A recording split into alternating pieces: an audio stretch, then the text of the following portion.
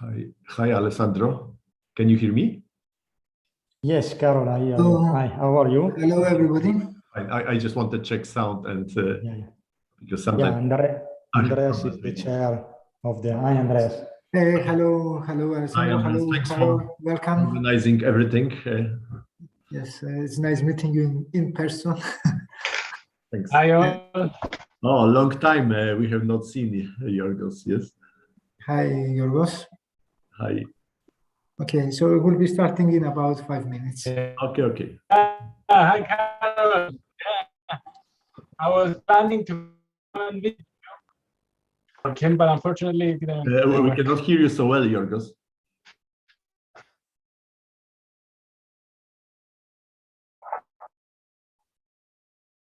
My internet connection is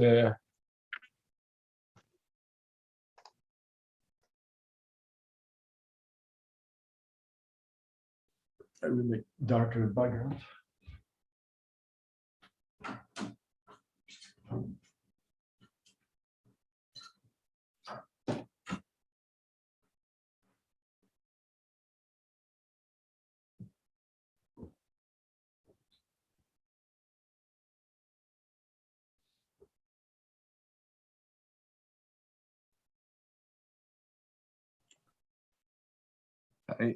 Hi, Andrea. Hi, hello. Andrea, I will have to leave at 4:30, so please make sure that the next session starts as scheduled. can you hear me now? Yes, We we can hear come you, now. yes. Okay, Gustas, we'll make sure that... Yeah, okay, thanks. Okay, it was my internet had unplugged.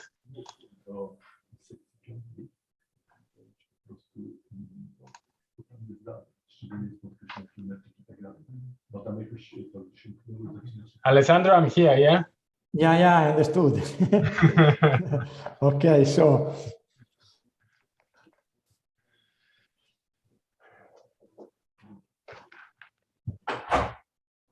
Hi, everyone. Can you hear me okay? yes. Yeah. Thank you. Yes. hello, Janna. Hi, everyone. Thanks. Is Andreas Camilleri around? Yeah, I think is connected. I think is the Andreas.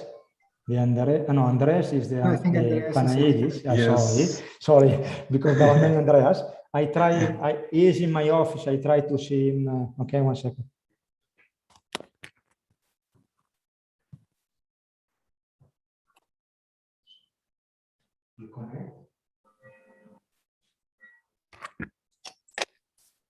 He will connect, okay?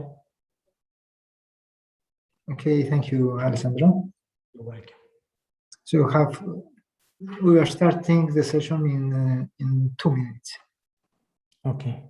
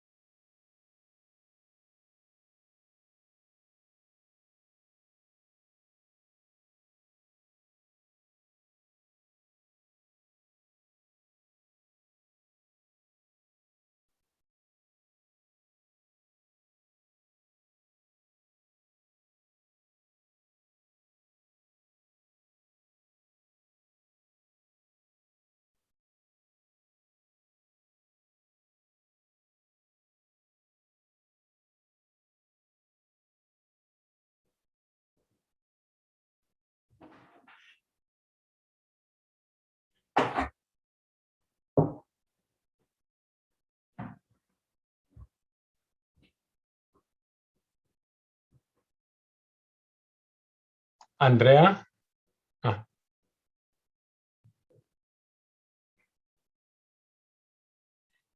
Right.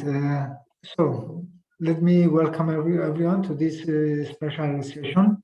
This is a special session, is the Science Center of Excellence keynote session on the general topic of image and pattern analysis for emerging technologies.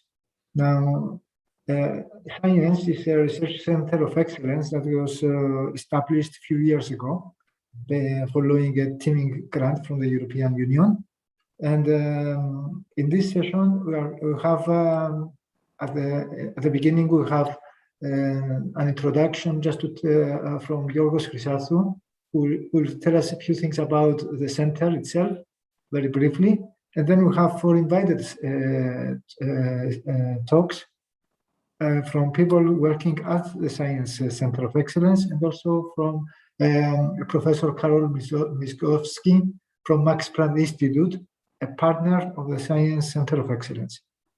Okay, so let's start with the introduction by Professor Yorgos Chrysatou. Let me share my screen, Yorgos. Okay. Okay, you can share yours. Okay. Hi, everyone. Thank you, Andrea. I'm actually delighted that Science has the honor to be the main organizer of this excellent conference. I mean, the topics of Caip are very much in line with the areas of interest of the center. So, as Andrea said, the center is relatively new, about 3 years since we hired our first researchers, and it was created through a Horizon 2020 call, which had as partners 5 academic institutions, so University College London, Max Planck Institute, University of Cyprus, Cyprus University of Technology, and the Open University of Cyprus. And it was under the coordination of the municipality of Nicosia. So the areas of interest of the center are interactive media, smart systems, and emerging technologies. And we aim to do, on one hand, novel research in these areas, but also apply new technologies in solving real-world problems. So what's special about our center is the multidisciplinarity. We managed to bring together a very varied team with complementary expertise that can create synergies and find broader solutions.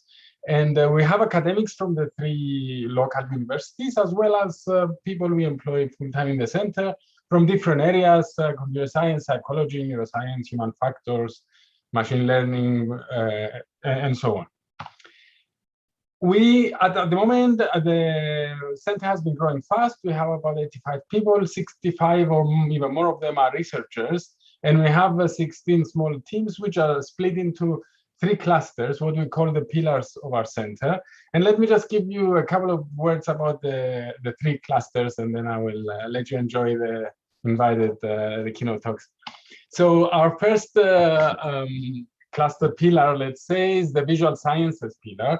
So here we have teams that work in anything to do with visual sciences, from imaging, computer vision, 3D reconstructions, smart cameras, animation, graphics, and also applications like virtual reality and augmented reality and virtual reality for well-being. Here we see some of the equipment we have in this cluster, like the motion capture and some of the examples of the work people have been doing: animation, 3D reconstruction, scene understanding. The second pillar of research of our center is human factors and design. And here, and here we have several teams that look at the human factors aspect, but also at different applications of the interactive media technologies, like museum applications and cultural heritage, the creative industry, educational technologies, also pervasive computing and sustainable environments and clinical applications. And the final. They also have a variety of advantages over other types. Sorry, I should have turned off the sound from before.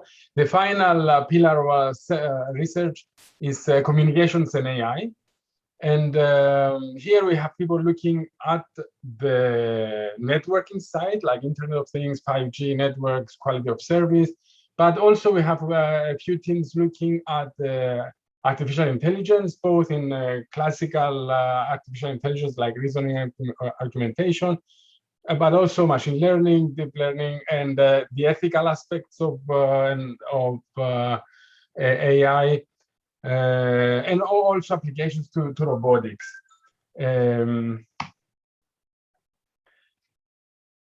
Our center is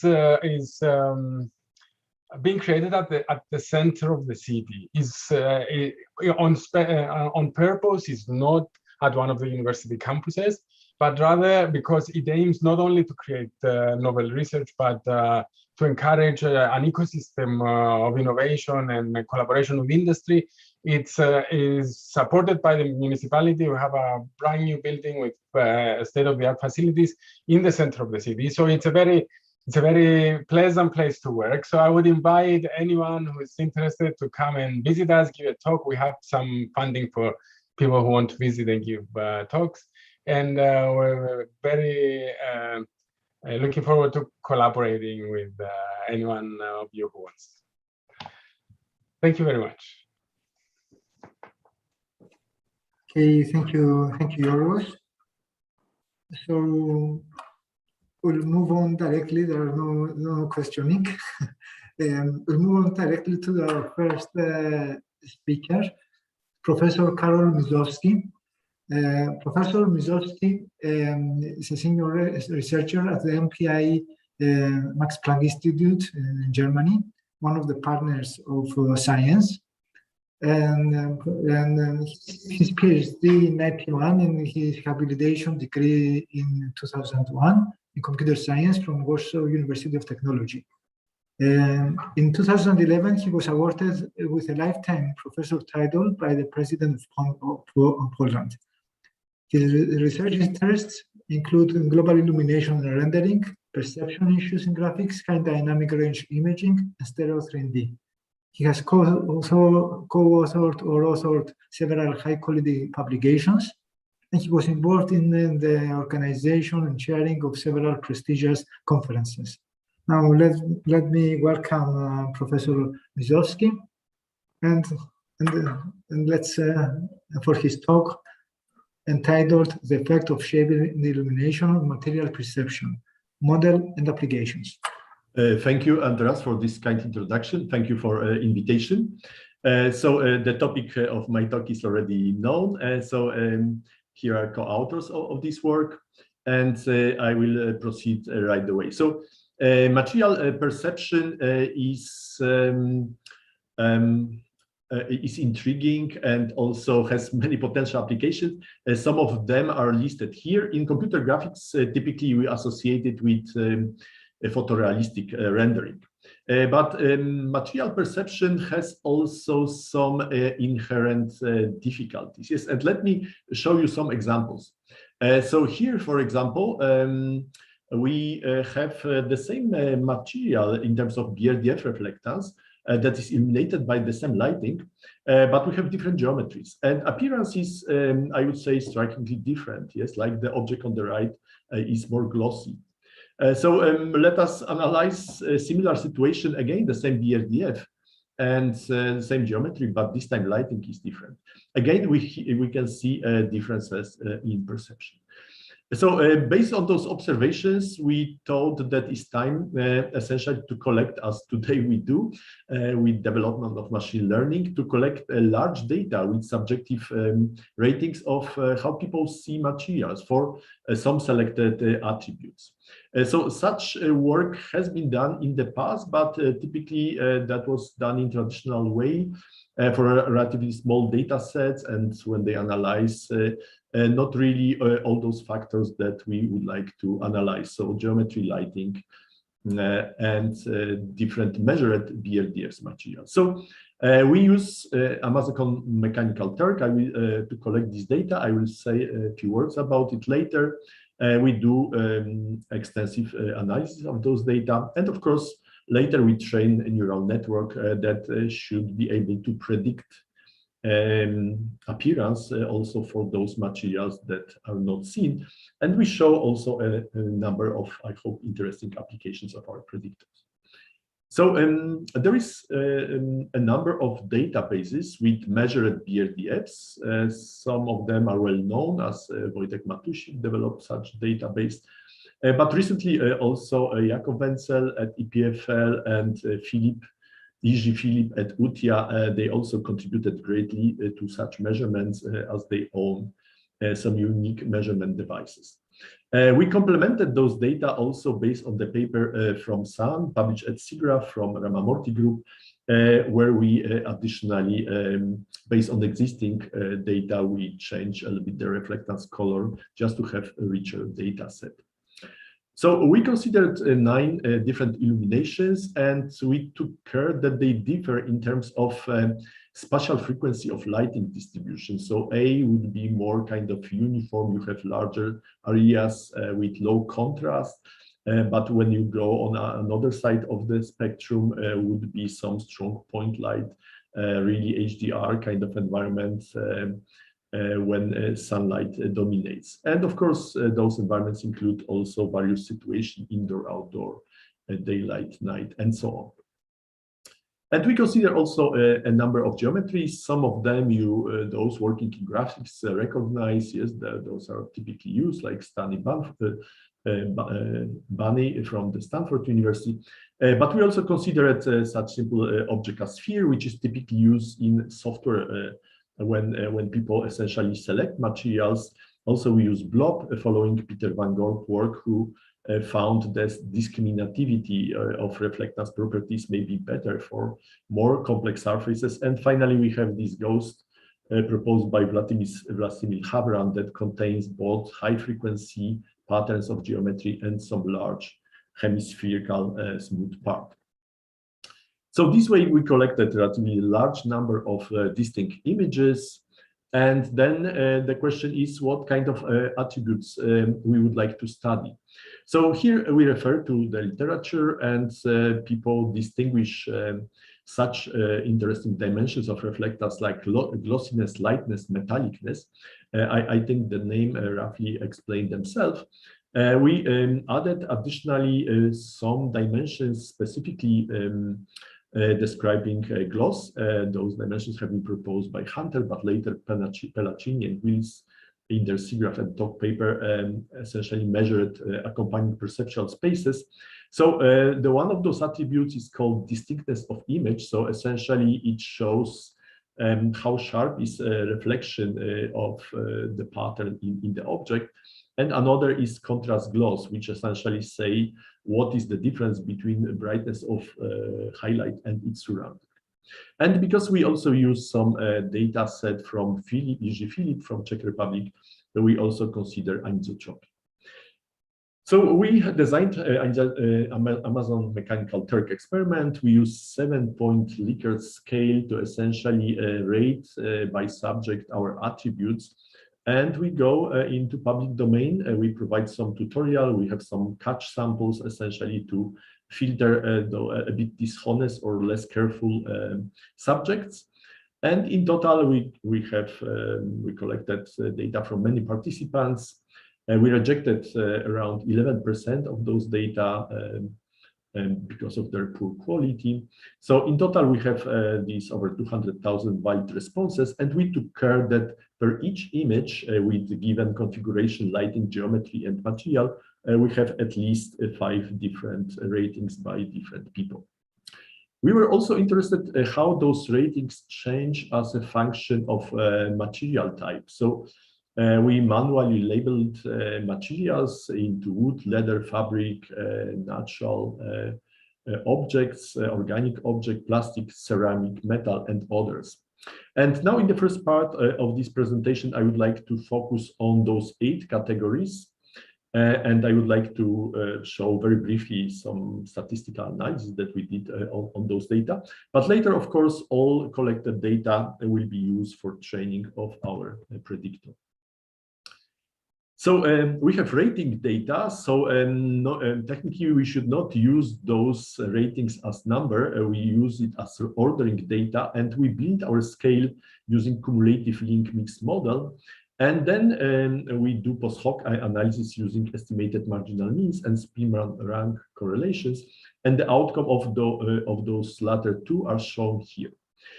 So essentially what we see here that we have different material categories, and here are average like these estimated mean marginal means for attributes for each material type. And what we see here immediately, that of course a little bit as expected when we talk about gloss-related attributes like glossiness, metallicness, contrast of reflection, and sharpness of reflection, those materials like wood, leather, and so on, they don't show great correlations between those attributes, and also relatively those means are low. So rather in further analysis, we focus on just one representative from this cluster of 5, and rather we focus on plastic, ceramic, and metal that show some interesting differences. By the way, this higher variance for ceramic comes from a relatively modest data set for ceramic. We have much more metals and plastics. So I would focus in the further analysis that I will present just on those 4 geometry categories that are again kind of extreme, and those 4 lightings that again are extreme, from uniform to very directional lighting, and geometry from strongly tessellated to some geometry that contains some larger smooth surfaces. And I will stay with those 4 material categories. So how to look into those graphs? Yes, so on this axis we have illumination type, and here we have one of those 4 geometry types. And here we have these estimated marginal means.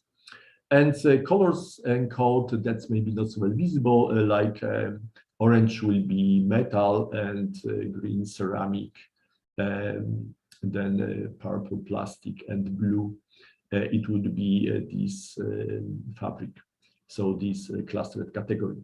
And what immediately can be seen here is that yes, of course, for metallicness, the metallicness attributes for metals dominates. That's not so interesting results. But also, we should say that for a specific light type, illumination I, with this strong directional light source, these glossiness, contrast of reflection, and sharpness of reflection attributes for metals are very strong. This is, however, so partially this is expected, but what is interesting inside that, of course, light matters here a lot and makes even more pronounced those attributes for metals. And this can be seen here, where we have this illumination I, so directional light, and we have metal. And of course, clearly those gloss-related attributes are very strong here. But more interesting case is when we look into this geometry blob, and we look into those 3 types of illumination that don't have such high contrast and high spatial frequency lighting. They are more kind of uniform. So essentially, what meets in this type of stimuli is that we have relatively smooth surface of blob, and we have a relatively low frequency illumination. And in such condition, distinctness between metal, plastic, and ceramic becomes much weaker. Metal is not always, so maybe those effects not always are statistically significant, but nevertheless, the message to take from this part is that for certain types of geometry, smooth geometries, and smooth lighting, like distinctness of gloss-related attributes between metal, ceramic, and plastic becomes more difficult. And this can be partially attributed to the fact that for large smooth surfaces in blobs, essentially all those gloss-related attributes are very strong, and then maybe it's more difficult to distinguish between them. Now I would like to move towards our predictor, and this is just a very trivial, fully supervised training. We have abundant data, and we have human ratings, and essentially we train this predictor that for arbitrary image content, ideally without rich texture, because we consider it mostly uniform materials, and such attributes can be predicted. So we got, surprisingly to me, as a bit novice in machine learning, good robustness of the results. So our predictor is not so sensitive for some variations in viewpoint. It consistently predicts glossiness on a very similar level. With increasing complexity, glossiness, so G here in those insets is increasing. And this is consistent with some other work that was done by other researchers, such as Marlowe, where they observe exactly such behavior, that with bumpiness, perceived glossiness increases, unless we go into very small, tiny bumps when it starts to decrease again. And our predictor is able to predict such effects. And similar illumination frequencies, I already showed some examples. And so we have some intuition that when we go towards more filtered lighting, we remove high frequency from lighting, and then gloss also becomes reduced. Now I would like to say a few words about some applications of this predictor, in particular in 3D printing. Yes, so we would like to achieve certain appearance, and of course printing many variants would be costly. So we would like to achieve this through simulation, and we assume that we have some certain target that will be exposed at certain illumination, and we would like to get a certain desired level of gloss. And we use, for this purpose, samples of varnished materials. So we mix different varnishes, and this way we achieve different glossiness. And we paint a cylinder, we do measurements, and we reconstruct BRDF. Now, once we have a BRDF, so reflectance of each of those varnishes, we can render, so we can simulate appearance of our geometry under desired lighting for all those varnish types. And now, what is the role of our predictor? So now our goal is to match appearance of glossiness as much as possible for this object under this lighting condition to our object under its specific lighting conditions. And then we essentially pick up from this dictionary of different intensity of gloss the closest match. And this way we essentially, through simulation, we can choose proper varnish to get desired glossiness. Another type of application is related with differentiable rendering. So our starting point is again an image, and we have our predictor, it predicts attributes. But now through differentiable rendering, we would like to feed some reflectance model, and that results in such attributes. So we update BRDF parameters, and so this is a kind of optimization problem in the loop. In differential rendering through backpropagation essentially tells us in which direction our attributes should change. And this way we get fitting, and here is like this process shown as it converges to essentially this way we could estimate reflectance parameters based on the image. And we can also do similar exercise that we have some target glossiness, and we would like for this geometry and lighting, again, manipulate BRDF reflectance parameters in order to get such glossiness. And here is a similar example. We have again target glossiness, and we would like to achieve similar target glossiness under different illumination or for different geometry. And our predictor plus differentiable rendering can bring us to this point. So essentially, I would like to conclude the first part of my presentation. I have a couple of more slides that maybe will be related also a bit to our discussion, the panel discussion. So essentially, I think that I convinced you that appearance of materials with changing lighting geometry is relatively complex things, and through massive data, we can have some insight, and through simulation, essentially have some ideas how humans will perceive those attributes.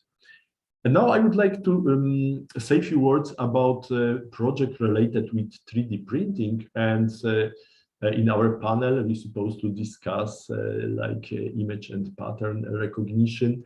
But I think tacitly we assume that maybe for displayed content, I would like to say a few words how this may change a bit in the context of 3D printing, because it has some peculiar properties for this technology.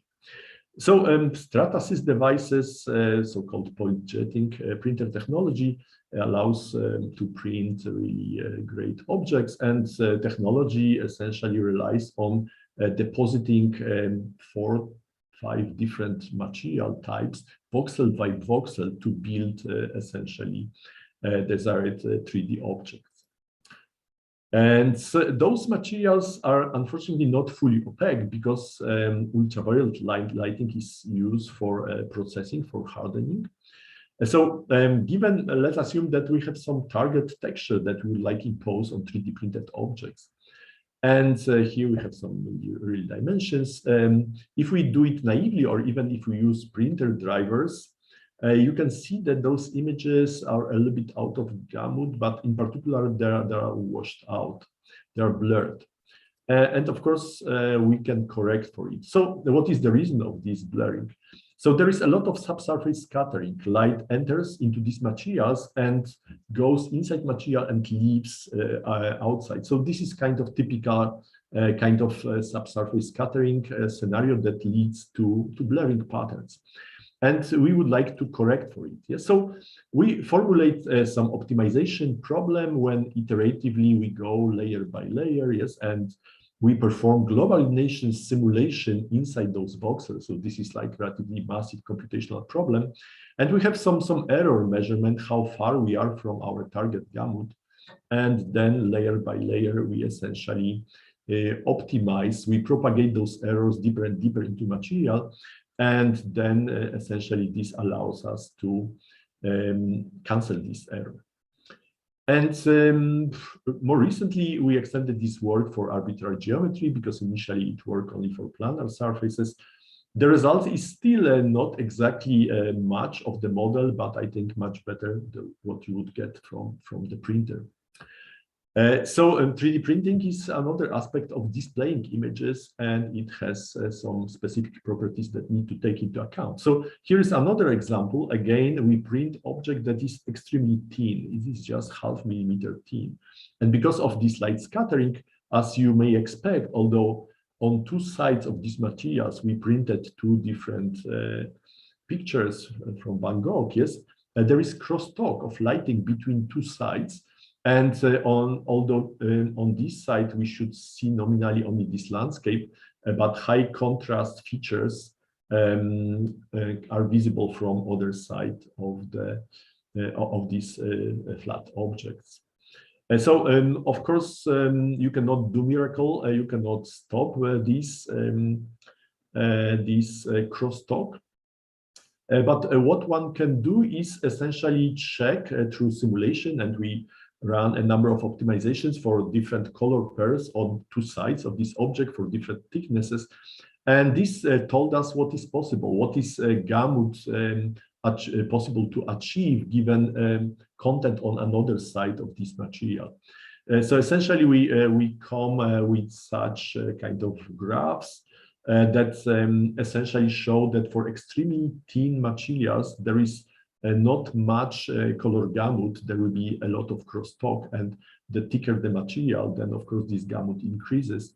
And we prepare just input target image, just that it fits the gamut, and this way we got a much better result than naive printing textures on two sides. And then you have such measurements for RGB components, and you are lastly done. And the really last thing that I would like to discuss is our work in collaboration with NVIDIA and Henry Fuchs from UNC Chapel Hill. And here is augmented reality. So what you see here is the view through the augmented reality display when we have some virtual objects, and then we have some real objects at different depths. And this is just taken photo using traditional camera. So please notice that this object, when it's close now to this device, is sharp, and this also checkerboard is sharp, but checkerboard at the background is blurred. And then we move this object, of course, virtual object, and then we set up a focus of the camera always to the object. And then you can see that foreground objects start to be blurry. So essentially, this display is aiming towards reproducing eye accommodation cue. And here is a short video that shows this prototype. And here is exactly the view that I described. Yes, so you have some object at different depths, and then we need some time to assign lens depths. So clearly you can see that you can reproduce using this device. You could reproduce using this device eye accommodation cue. Sorry. So how this works? The idea is very simple. You have some pneumatic plate that deforms as a function of pressure that is calibrated with, so this curvature is calibrated with the distance where object is displayed, and this way you see it always in focus. So here is this pneumatic device that is seen in the close view. And why this works, you may be surprised. Yes, like this pneumatic device is relatively quick, but still requires a couple of hundreds milliseconds to adjust to the new position. And human eye accommodation is not much faster. This came to me a little bit as surprise.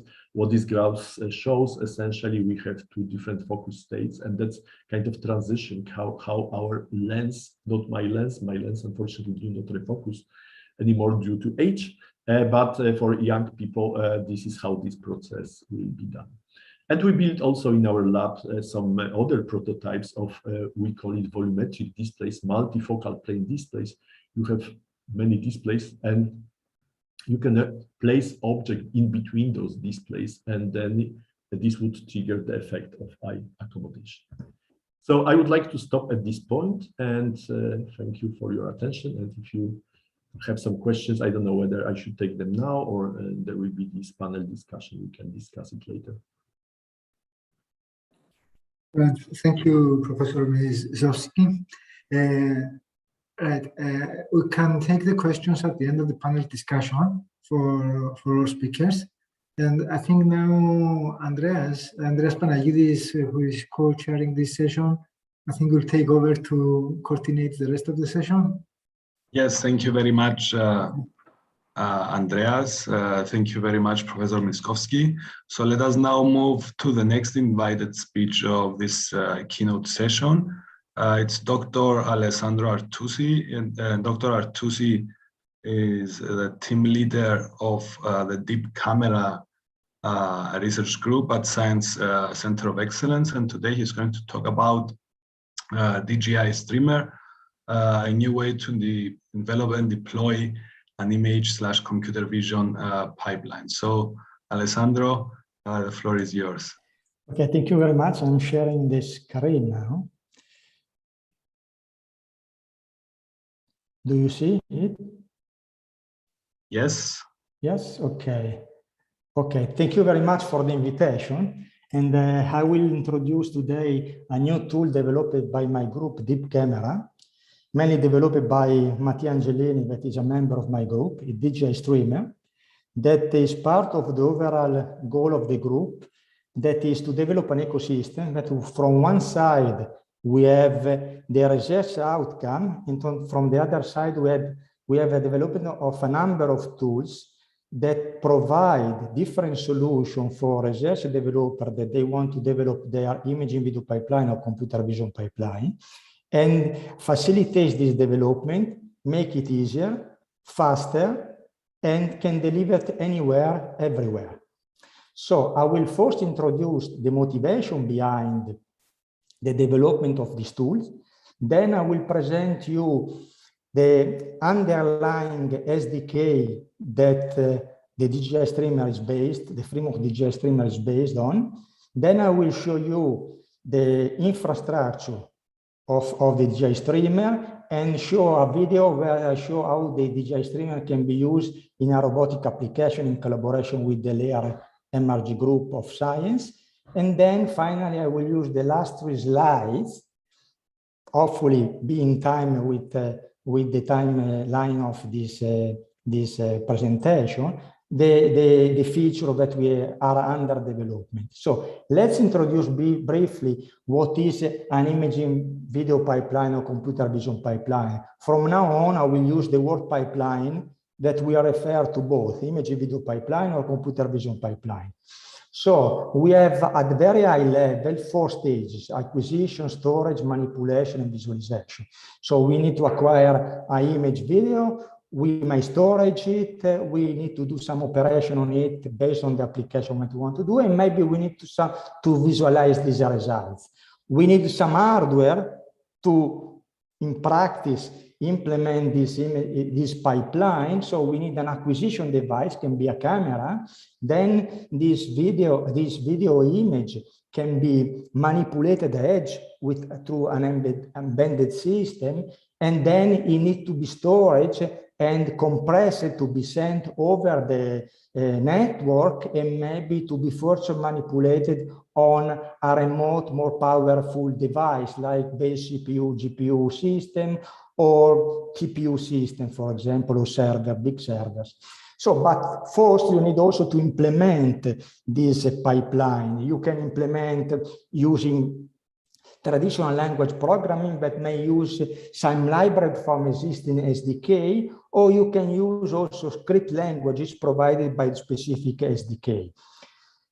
So, if you want to develop using traditional programming languages like Python or C++, it's a bit more complicated, it takes more time, but you are able to use existing libraries and developing your pipeline. You can use also existing SDK like GStreamer, that is quite known, is on the market for a very long time, is free of use. And they provide not only library that can be integrated in the traditional programming languages, but they provide also a script language, okay? Like the one, and you can write your pipeline like the script example that you see at the bottom of this slide. However, when you are trying to develop a very complicated pipeline, so you may end up with a very long script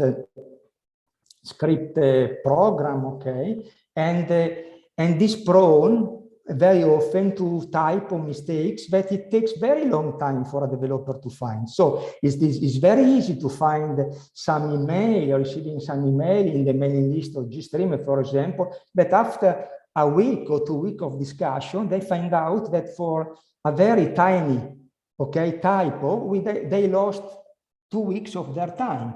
So how we can provide a tools that facilitate, okay, all this process to a developer or researcher to optimize their time, because the time is money and is also very important. So what we propose is DJI Streamer. Before to show you the infrastructure of the DJI Streamer, I would like to introduce briefly the underlying SDK where DJI Streamer is based on. Okay, one is the GStreamer. GStreamer is a very powerful tool, okay, that has been used for a long time from several developers and is very user-friendly. Okay, the point here is that it provides a framework where it can integrate imaging video pipeline with computer vision pipeline and audio. On the top level, it provides some tools that allow you to inspect the pipeline that you develop, to launch the script pipeline written in the script language. And at the bottom level, provide plugins, around 250 plugins, which each plugin has the nodes or building blocks that you can use to develop your pipeline. So these building blocks provide different functionality for audio, compression, and other functionality, reading a different type of file, whatever. But you can also develop a third-party plugin and provide also tools that come from third party. This is what happened, what did NVIDIA with their DeepStream, okay? That is a third-party plugin based on GStream that provide functionality that you can integrate in your pipeline, functionality related to deep learning. So you can provide deep learning functionality in your pipeline in a very easy way through the script language that I described before, or through simple library that you can integrate on your traditional programming language. So let's introduce the architecture that DJI Streamer is based. It's a simple architecture where we have a client-server communication. So from one side, you have in your local machine a very user-friendly interface that allows you to take this building block provided by the SDK GStreamer and NVIDIA DeepStream. You can select them, easily connect them, and if there is if the two blocks they cannot be connected, is sensitive the interface, so as it doesn't allow you to connect the two blocks. We provide also a terminal interface that you can see what is going on when you deploy your graphical pipeline on the machine where you want to run the pipeline. So we have a DJI Streamer server that is installed on the machine where you want to deploy your imaging, your pipeline, and is communicated with the SDK that are installed there, and is provide the functionality to translate this graphical representation, run this into the script and run the script. Another functionality that we believe that is very important at this stage, at least in the free version of the tools, it will provide a debugging, video debugging functionality. So how it works this? So you can add to the pipeline a block that we have developed as DJI Streamer, where you can provide a feedback video of what is happening at the end of your pipeline, as a result of your pipeline. So as you can, from anywhere, okay, you can deploy your pipeline on a remote device and see if the pipeline is working as you expected without to be on site to do that, okay? So the DJI Streamer server is the tool that it helps you in doing that. So will be a request from the client to the server. When the pipeline is deployed and is run on the remote device, it sends us a feedback, the video, and you can see in real time what is going on. Now I will show you a video that is an example of an application of how to use DJI Streamer. In this case, you use it for a robot application. Sorry.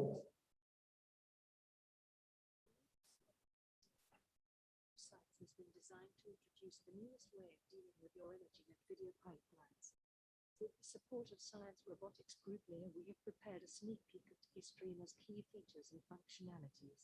Streamer allows you to easily develop and deploy your very own pipelines. To construct one from scratch, you just need to select the different building blocks, or nodes, that correspond to each specific stage of your pipeline. Alternatively, you can easily upload an existing one from a file where you have all your stages already mapped out, making it ready for deployment. Once your pipeline is assembled, you can remotely connect to any device of your choice and deploy it. All you need to do is type out your device's IP and you're ready to go.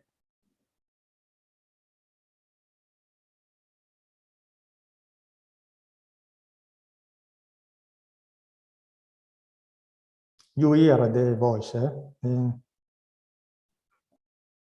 Not really, Alessandro. We cannot Not hear. really. Okay, now you hear now? Very low. Let me to increase more.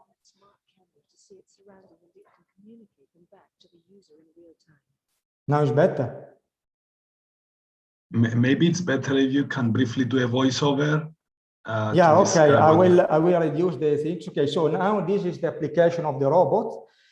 So practically we have deployed the pipeline on the robot. As you can see how the feedback is coming from the robot to the local machine that is on another room in the center. And this is a deep learning based computer vision pipeline that try to identify humans, classify humans, identify humans around. Okay, so now you are see the potential, how this is working in real time. On one side, you have the camera that I was taking the point of view of the robot, okay, the point of view of the camera to record the robot. On the right, you have what the robot sees. You can see that is very well synchronized, so everything is happening smoothly in real time, and we are able to classify the humans in the center. Okay, thank you very much. This is a work in collaboration with LEAR and other NRGs, a group of the center. Now I can continue with the presentation of the features. So we want to develop more features that we believe that will make more interesting our DJI streamer to the end user. So one potential feature that we want to develop is the following. So far, what we provide is a number of building blocks within the DJI streamer. We provide the full building blocks available in the SDK provided by the DeepStreamer from NVIDIA. However, GStreamer has a huge amount of plugins, 250 plugins. That means here probably 1,000 of building blocks. So it's very difficult to integrate all the building blocks manually through a JSON representation in your code.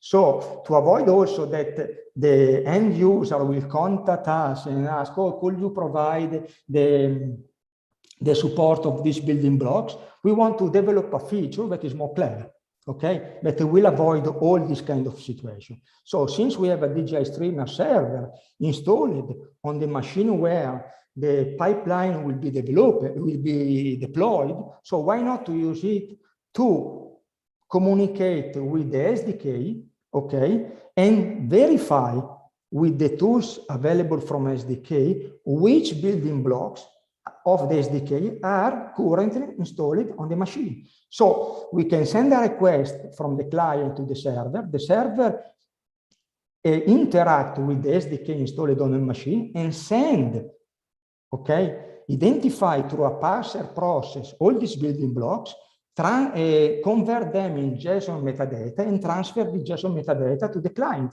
So is the client has the list of the building blocks that are available as a JSON metadata and put available to the end user and can build his pipeline using these building blocks. Another feature that we believe that is very important and we will develop is how we can integrate the DJI streamer in the cloud. Okay, the cloud now is populated from many services. So maybe a client that wants to use the DJI streamer has several devices, camera devices spotted around anywhere.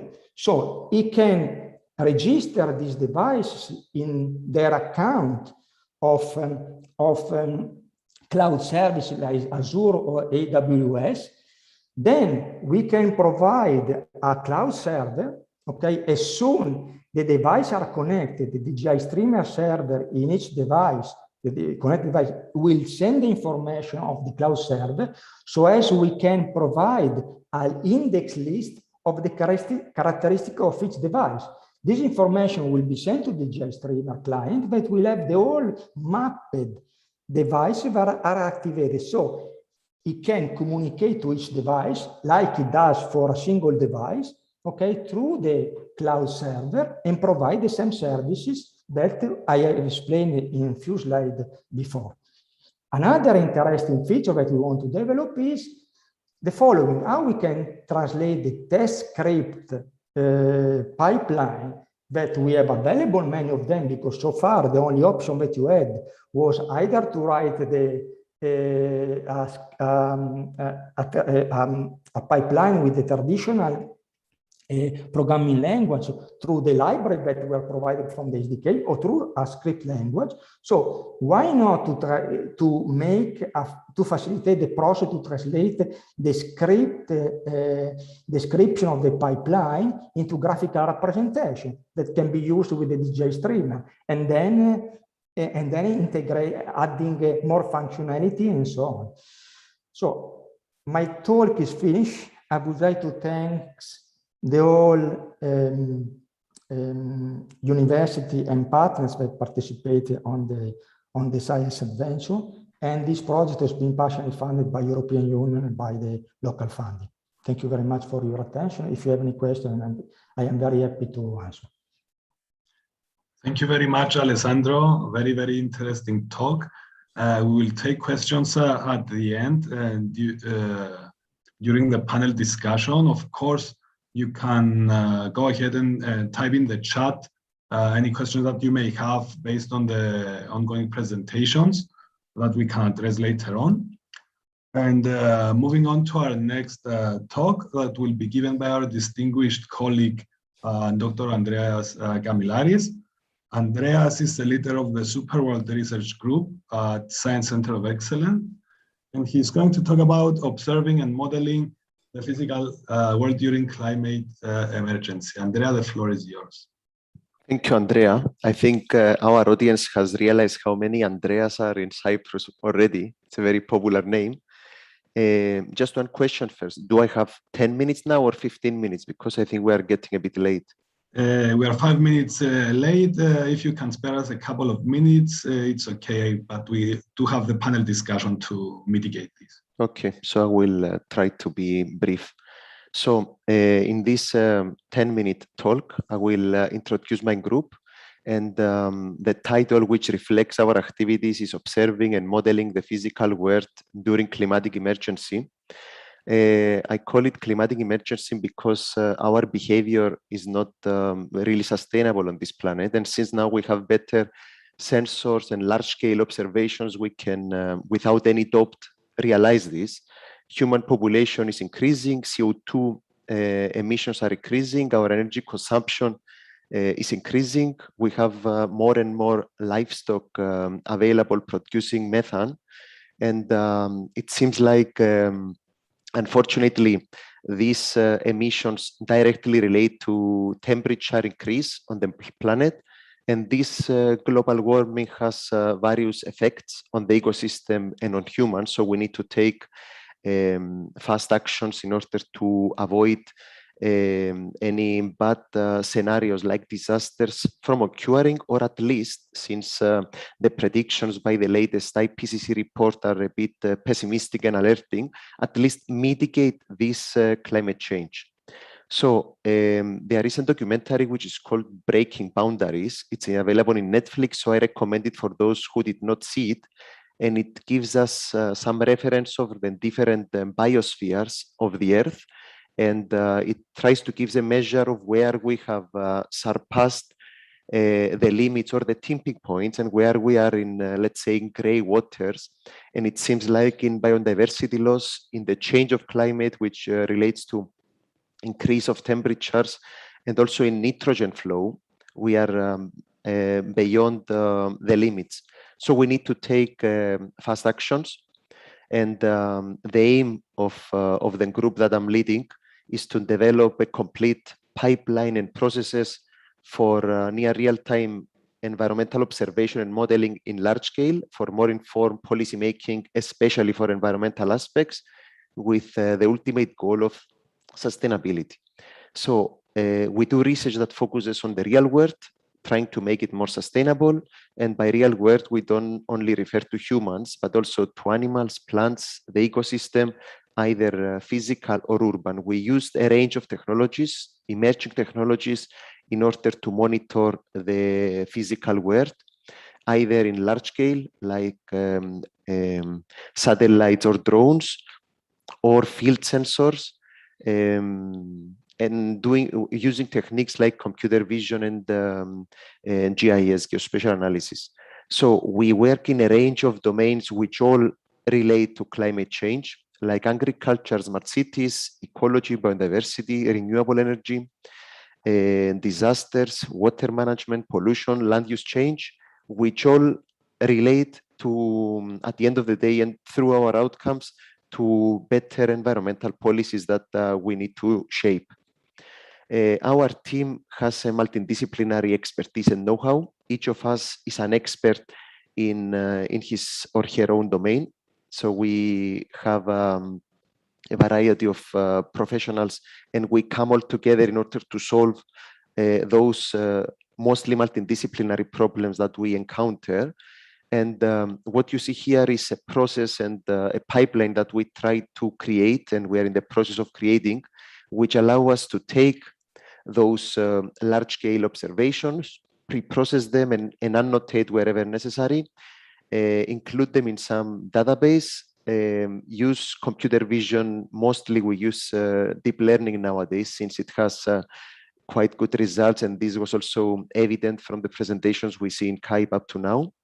Then we use geospatial analysis, and we correlate those observations with the here and the now, with space and time. And we have, at the end, an API which we use with our own clients, either governmental or commercial clients, in order to communicate our results. So we have already, in 2 years operation, our own processes and pipelines. We have our data collected already. We have various human skills and competences in different emerging technologies that relate to large-scale observations. And we have a range of applications, demos, and publications, some of which I will show you in the next 5 minutes that I have available. So one example application was to identify invasive species in Japanese mixed forest. The goal was to use aerial photography from drones combined with ground truth data to teach deep learning models to correctly classify 3 species, especially invasive species, which are species which should not be there in the physical forestry environment of Yamagata, which was the region that we considered. So we employed a unit, deep learning model, and our main goal was to identify black locust, which is the image with the letter D, as you see on this image. So we managed to identify with a 62% accuracy, which was quite good considering state-of-the-art results. And we also had different maps which showed the possibility of finding black locust on top of the canopy of the trees in the region that we considered. Another project which seems to have much importance and interest from the global community is how to manage animal manure, because animal manure creates nitrogen, which contaminates soils and waters. So we applied one technique inspired by ants, how ants behave in order to transfer animal manure as organic fertilizer from livestock farm to crop fields. We used Spain and Catalonia as our case study. We split it into grid cells. In every grid cells, there were different field crops and also livestock farms. And we used this approach based on how ants forage and by laying pheromones. And we solved this problem of transferring the manure in different seasons based on the crops which need those fertilizer in different years of the in different seasons of the year. And here we can see different months versus the amount deposited in different crops as organic fertilizer. We solved the problem, which has lots of constraints, managed to solve this issue for 26% of the yearly production of nitrogen, satisfying 32% of the yearly needs of crop farms. So we speak about a possible 6 million revenue per year, but not including the purchase and maintenance of trucks involved. Actually, we have now a paper that's included, but it's not yet published. It's not in this presentation. So it's still a net positive action if you make it properly. Another project which is urgent considering the year that we experienced so many wildfires is the Safely Escape Wildfires project. The goal was to model fire propagation, develop mobile apps allowing people to escape the fires. So we modeled how wildfires propagate. We prepared a system that can be used by fire authorities to indicate where and when a fire starts. And then we have a mobile app that allows you to see how the fire propagates next to you, and it calculates escape points so that you can escape safely. We tested using a virtual fire in different regions of Cyprus and different transportation modes of people involved, and 95% of the people used correctly our guidelines and escaped the fire. And this relates to biodiversity, which is another important biosphere. We have used deep learning and aerial photography to count the number of sea lions and elephants from these aerial photos using deep learning combined with density maps. And the reason we used density maps was because we had high occlusion, especially between the puppies and their mothers. So this was a way to avoid this issue from occurring. So by using a unit and these density maps, we managed to predict sea lions and elephants with high accuracy. Of course, elephants, it was easier to spot than sea lions, but still we had very good results which were beyond the state of the art. Then we used satellite imagery in order to detect dumping where it occurs in urban environments. It seems to be an important problem in Cyprus.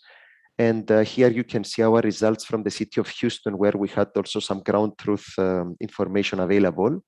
And we received some quite good results, which we are now in the process of publishing, and we are creating mobile apps that will be used to the communities of Cyprus in order to spot the areas where illegal dumping has occurred. Another interesting project is to create a digital surface model by exploiting the shadows of buildings. We need this kind of models in order to better model the physical and the urban environment, to create digital twins and to be able to observe what's going on in the environment to shape better policies. And we used LiDAR data in order to train those models how to behave and to exploit the shadows. And our results, which were published recently in remote sensing, show that we have better results than any related work up to now.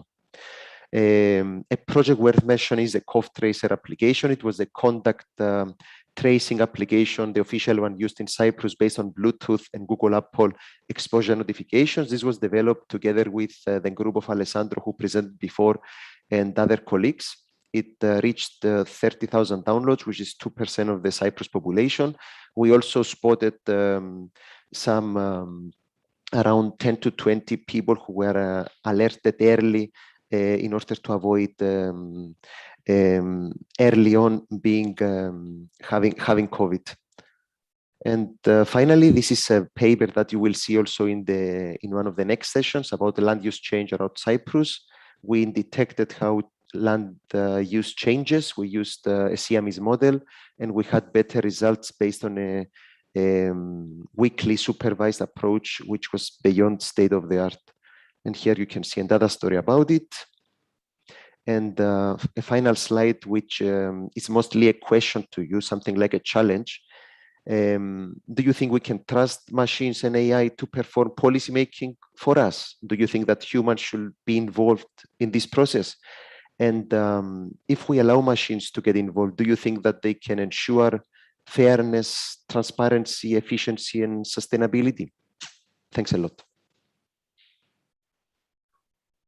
Many thanks, Andreas, for this really nice and dense presentation. I would like to keep these questions at the final slide for the end. Maybe it's something that we can start the discussion from. So the next and final invited speaker in this keynote session is Professor Janna Otterbacher. Janna is a coordinator of the Cyprus Center of Algorithmic Transparency at the Open University of Cyprus and the team leader of the Transparency in Algorithms Research Group at Science Center of Excellence. And today she's going to talk about computer vision in the social world. Professor Otterbacher, the floor is yours. Thanks a lot for the introduction, Andrea. Good afternoon to all of you. Okay, after Andreas's talk before, now I'm really interested for the panel, and I will also try to be brief so that we can get to the panel. My team and I, over the past 3 years, have been studying social behaviors of computer vision applications. So by social behaviors, of course, we mean how they treat people. What do they say or what do they infer about depictions of people, such as images and video? This is an incident that you might all recall. It happened back in 2015 involving the Google Photos app. The man that you see in the photo, ironically, he's a software engineer himself. He uploaded an image of himself and a friend to the app, and unfortunately, it was automatically labeled with the word tag gorillas. So of course, the story went viral. Google came out and apologized and said that they will find a solution to the problem. But the solution was rolled out in 2018, and a lot of people were quite disappointed because the solution was simply to block this word and other related words from the database of the image tagging algorithm. So I often use this example not to pick on Google, but just to illustrate the difficulty of dealing with these issues. One thing that we've been working on in particular is the behavior of proprietary image tagging algorithms, which are typically offered as cognitive services. Of course, they take as input an image and they infer the content, what's depicted in the image, outputting a set of descriptive word tags, as you see in the example of clarify on the screen. In recent years, it's become increasingly easy and really inexpensive for third-party developers to use these services. And in particular, they can take advantage of pre-trained general models, which means that they don't have to have in-house expertise in machine learning or computer vision. In addition, a lot of researchers are using these tools in order to understand web and social media communication behaviors on a very large scale. In our research, we have particularly been focusing on the 6 services that you see on the slide here. Obviously, 4 of them are tech industry giants, which offer a full range of cognitive services. 2 of them, Imaga and Clarify, are startups that specialize in vision-based services. So this trend of offering these services and democratizing AI is being described as a real game changer in industry. And indeed, services like image taggers have, we can argue that they indeed have been a real boon to innovation in interactive media. So one example is they're now extensively used in the advertising industry. This particular example is of quote unquote visual listening. So companies can use these tools in order to understand visually what is of interest to people and of course profile them in order to tailor their advertising messages. Another example is of course in the realm of dating apps such as Badu and Dating AI. And they're, of course, taking advantage of computer vision applications in order to provide visual matchmaking services. So they try to understand what types of person images are appealing to users so that they can make recommendations on who they can meet in that dating community. So it's clear that access to state-of-the-art visual recognition algorithms is fueling developers' creativity and productivity. But of course, at the same time, we know that we do need to be careful with the use of these tools because these technologies are not infallible, of course.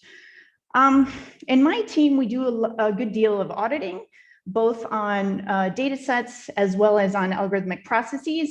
And so in the case of image tagging algorithms, we aim to characterize their behaviors when describing people-related images. In a series of audits that we've done over the past couple of years, we wanted to detect for any systematic differences in the algorithmic descriptions strictly as a function of the depicted person's gender and race. So for that reason, we've been basing these analyses off of the Chicago Face database, which is a very standardized data set. As you can see, everyone in this data set is pictured with a neutral facial expression and wearing the same gray t-shirt. The individual's gender and race is self-reported in the CFD, but for example, there's no notion of being racial or, there's no notion of being biracial or multiracial, which is a limitation of the data set, just to mention that. So of course, to collect the algorithmic descriptions on these images, we just simply feed them into the APIs of these services and then collect and analyze the tags. So here's just a quick example of the diversity of these tools, I guess. So here is how these 6 services describe an image of a Black woman. The image is BF231 from the Chicago Face database. And we can see that there are interesting differences in the behaviors between these 6 tools. Some of the descriptions are quite brief and vanilla, I guess I would say. Some are longer and more detailed. We can see that some of these image taggers use gender-related tags erroneously. So in particular, Clarify, Imaga, and Microsoft have inadvertently labeled her or referred to her as a man or male. Also, some of them, in particular, Clarify and Imaga, can get rather subjective in their descriptions. So making inferences as to her character traits, that she's an athlete, or even commenting on her physical appearance, for example, referring to her as being handsome. Because the taggers all, obviously use different vocabularies, and most of them don't tell you their vocabularies up front, we developed a typology that groups together tags with similar meanings or purposes. So we put all of the collected tags together and did a content analysis on them, and we discovered the 5 superclusters of tags that you see on the screen, which are comprised of more specific subclusters. So we have the cluster of tags which describe demographic attributes. We have the cluster of concrete tags. So these are tags for which we can argue that there is direct visual evidence for them in the image. Then we have our cluster of abstract tags. So these are tags for which there is no direct visual evidence. So these are things like passing judgment on someone's physical attractiveness, or inferring what their character traits or their occupation, for example. We have the other cluster, which is primarily tags which we really can't interpret. And then we have the 5th cluster, which is inflammatory, which fortunately we don't need this cluster in the case of analyzing the tagger behaviors, but because we also work with crowdsourced data sets, unfortunately we do need them there. So that's why that's there. Obviously, when we're auditing the taggers' behavior with fairness in mind, we're primarily interested in the way that they use some of the more sensitive types of tags. For instance, we're interested in whether they use the gender-related tags in an appropriate manner relative to the ground truth. We're interested in their use of the tags which judge a person's physical attractiveness, as well as the more inferential tags such as a person's profession or social role, their emotional state, or their character traits. And of course, what we ask in our audits is if there's a systematic correlation between using these types of sensitive tags and the depicted person's race or gender. So I know I don't have a lot of time to go into much detail, but here I'll just summarize qualitatively some of the findings that we see again and again and again in our audits. So with respect to the gender-related tags, we find that the taggers tend to have more errors on images of women, and in particular, women of color, more often than the other demographic groups. With respect to the use of the tags related to physical attractiveness, we find repeatedly that Asian women receive more tags of this type relative to any other demographic group. With respect to the use of profession-related tags, it also appears that race is correlated to this here. And in particular, we find that images of Black individuals are more likely to receive tags related to athletics or being an athlete relative to other groups. Another type of audit that we have done is to superimpose our images on background context in order to be able to have control of the content of the image. So here we imposed the CFD images onto gender stereotyped background contexts, such as a mechanic's garage or a wedding dress shop. So the audits have shown that all of the taggers tend to use more gender-related tags once the image is placed into context as compared to just the standalone passport style image. We also found that 2 of the taggers showed greatly increased accuracy in using the gender-related tags correctly when the images were placed into the gender congruent setting. So in other words, in describing a woman superimposed onto the wedding dress shop as compared to the case of superimposing her image in the mechanic's garage. So very quickly, I also promised in my abstract to mention something about fairness perception as well. So obviously the image taggers will be used by developers into a particular application, which will then be put into some sort of context in the social world. So our audits, of course, can't uncover the full story concerning the taggers' social behaviors. We also need to understand how people perceive the behaviors of the taggers and to understand how they evaluate them. So essentially, we're trying to understand what social norms people apply to the behaviors of the taggers. OpenTag is a platform that we developed as a tool for understanding people's perceptions of the image taggers' behaviors. This slide shows the task flow of OpenTag. So the researcher designs a prompt which asks the user to upload an image or a video. We're currently running a study in which we ask users to explore how the algorithms describe their professional profile photo, because obviously this is something they care quite a bit about. Secondly, the artifact is shared to a variety of cognitive services. And then in the third step, we collect the descriptions and display them back to the user. And we can design a task or a survey for the user to complete to tell us how they interpret the use of these tags on their image. So in conclusion, computer vision applications, like other algorithmic processes and systems, often suffer from social biases. And as it was mentioned previously, particularly with the rise of deep learning, which has really changed everything, a lack of transparency. So it makes it difficult sometimes for us to interpret their behaviors. As researchers and practitioners, we certainly face significant technical challenges, but we also face the challenge, as Andreas mentioned previously, of winning people's trust.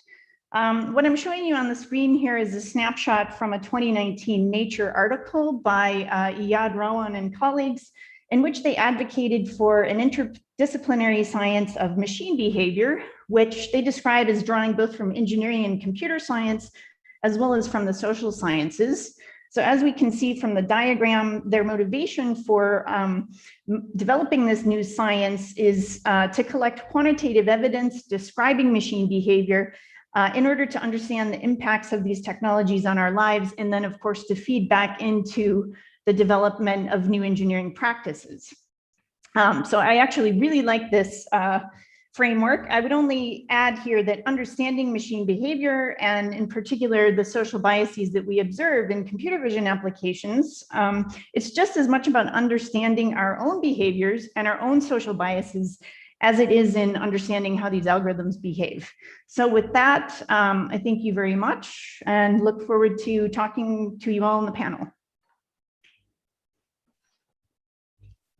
Thank you, Janna. Thank you very much. And I believe this session now concludes the second keynote session of Caip 2021 conference. We would like to thank all the speakers for your excellent and very inspiring talks. And I believe that the topics that we have seen being addressed here today do capture the wide areas of research at the Science Center of Excellence, which was another side objective of this keynote session.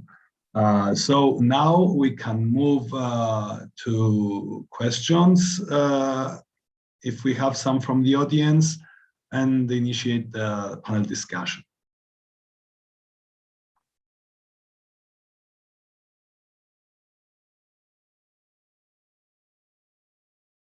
Okay, if we do not have any specific question, let us. I have a question. Sorry, I have a question for Karol Muslovsky. Please, So, please. Yeah, concerning your in your presentation, when you have showed the application on the 3D printers, you try to solve the problem matching the through gamut mapping techniques. Do you believe that a colorimetric characterization can also try to improve even better the color representation on the 3D printed object? Because in traditional color science and in traditional printer, okay, or multimedia system, as we knew till 20 years ago, 20 or 30 years ago. So since the device, they have different different color space where they represent the image, and they use a different techniques to reproduce the color on the device. So the display use the traditional RGB representation and additive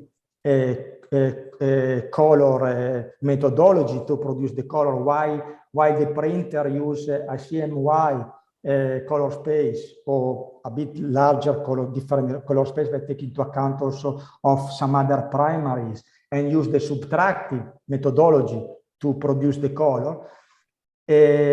Is not only a problem of mapping of a different gamut, but also how to map the color representation that is represented into different color spaces.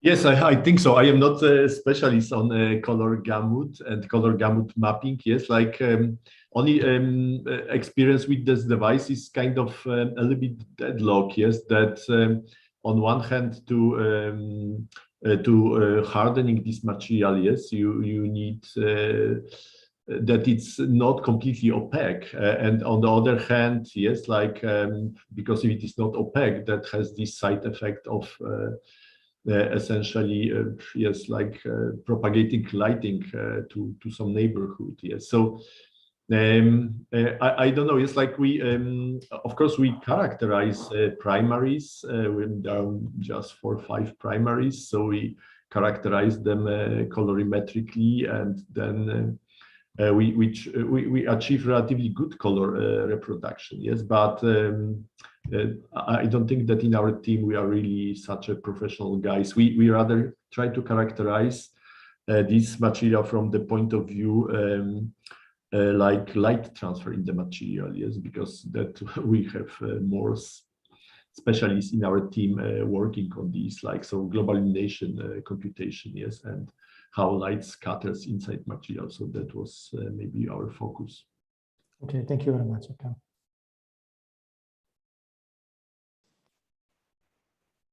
Andrea, just to stimulate a bit discussion, I want to ask Janna whether, I know that her research focuses on social media, but whether she has observed any bias when people annotate other type of labels, like from satellite images, like trees and buildings or animals, things like that.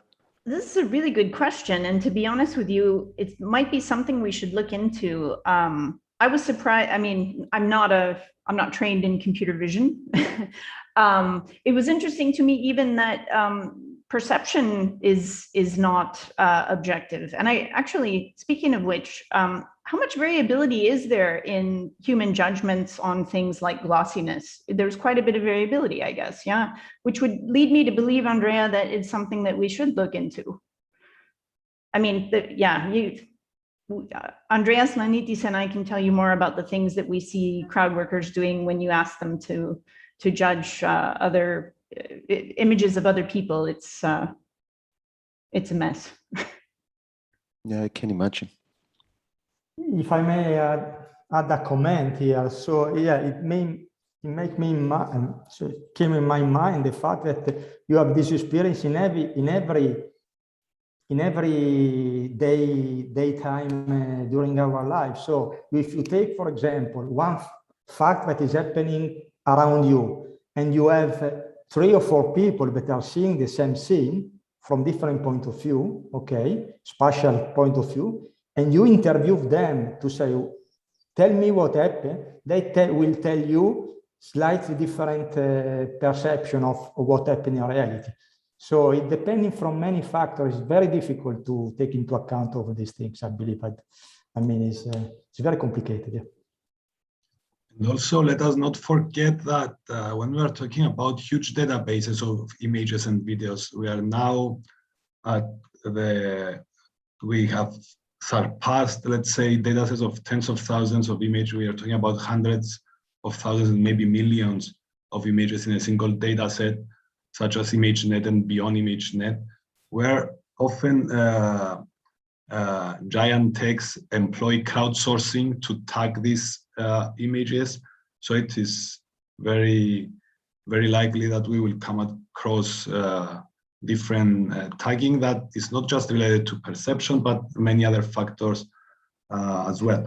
But I want to take this last remark and also bring back what Andreas and Janna briefly touched upon on their last slides, and also the flavor of security and privacy, let's say, in the image and video processing pipeline and the problems that we have seen. Have you addressed how we can make the process, let's say, the pipeline secure, or how do we preserve the privacy of the subjects that are part of a data set? If I can start, because recently I was in a proposal where we had to deal with privacy regarding aerial photography and satellite data. It seems like there is not any framework in Europe yet about this kind of information, as long as you do not observe individuals. So as long as you observe from a high altitude, like animals, buildings, cars, whatever, it's not supposed to have any privacy issues. But if you monitor humans even from above, I guess there is an issue. And actually, I want to tell you before I give the floor to Janna, a recent incident in Enschede, the city where I also live sometimes of the years in the Netherlands, where they were forced to pay 600,000 euro just because they use the Wi-Fi signals to count individuals.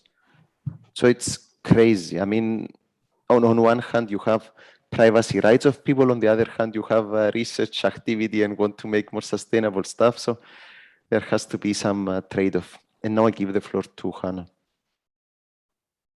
Thanks, Andrea. Well, the truth is I don't work so much on privacy. I tend to work more on issues of fairness. Maybe as a related issue, I can tell you that it's a specific example, but we recently ran into a challenge because, one of the problems that we face, which is obvious by some of the examples that I gave, is that there's a lack of diversity in a lot of the training data that's used in computer vision. And so we set out, of course, to use Mechanical Turk to create, encourage workers worldwide to give us more diverse images. But you're actually on Mechanical Turk, you're not allowed to ask workers for images of themselves. So we're going about it alone. We have our OpenTag platform, but obviously it's slow going, trying to get enough people to participate. Sorry, that wasn't about privacy, but on a related note. So let us in all your presentations and up to the conference so far, we couldn't help noticing, especially in some of the keynotes as well. I mean, we started image processing, we start from the classical machine learning that let's say we're taught at the university, and the most recent papers, they end up in deep learning.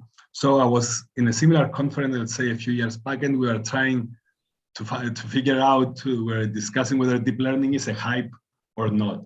So obviously deep learning is here to stay. So my question would be like, what is next? What is beyond deep learning? How do we make, as we've seen in this keynote session make it, let's say, more ethical, more transparent, or how do we use, let's say, deep learning beyond 2021?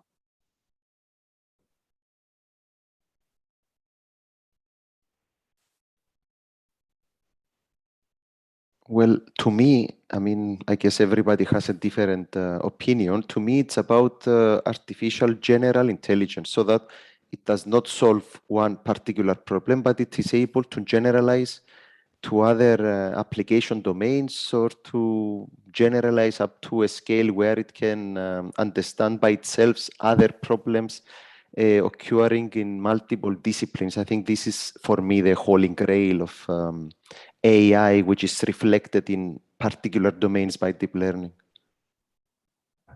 Thank you very much, Andreas. Indeed, generalizability, it's for applying the same technique in different areas and getting good results is indeed one of the biggest breakthroughs that have been achieved using deep learning. As a closing remark, because we are close to ending the session, I would also like maybe to comment, because we have also seen open source databases associated with papers, with research, and we have now the notion of big data, and we're also trying to move towards fair data, findable, accessible, interoperable, reusable data. What do you think about that? Does, let's say, multidisciplinary groups working together, sharing open source, sharing their source coded and data sets, does this advance science? This is relevant to our case, maybe? I think it's crucial to the advancement of science, because we absolutely have to get better in terms of documenting data sets. So if you go to Kaggle, for example, and look at what's trending there, and for computer vision, a lot of the data sets, frankly, just aren't documented well enough. So a lot of them will take very subjective judgments from people, traits. I'm of course talking about my own favorite domain of people-related media. Is this person attractive? Yes or no? Does this person, these things are quite subjective, and there's very little information about who labeled them and how, what was the agreement. So I think it's crucial. Thank you very much. So I think we are now ready to conclude the session. Thank you truly everyone for your presentations. For me, I will have to repeat myself. They gave me a lot of food for thought. It was indeed thought-provoking. Thank you very much. Andreas, would you like to make a closing remark, comment? Well, obviously, we are not going to solve all philosophical questions about databases and fairness in just a 10-minute discussion, but at least had a lot of food for thought for the future, because these are some issues that we will be dealing with definitely in the near future. So thanks to all the speakers for their all nice and informative presentations. And of course, let's also look forward for the remaining sessions in this conference. Thank you. Thanks. Thank you very much. Thank you, guys. Thank you. Bye. Thanks a lot. Thank you. Let us meet now in 9 minutes to continue with the deep learning 3 session. Thank you very much. Thank you.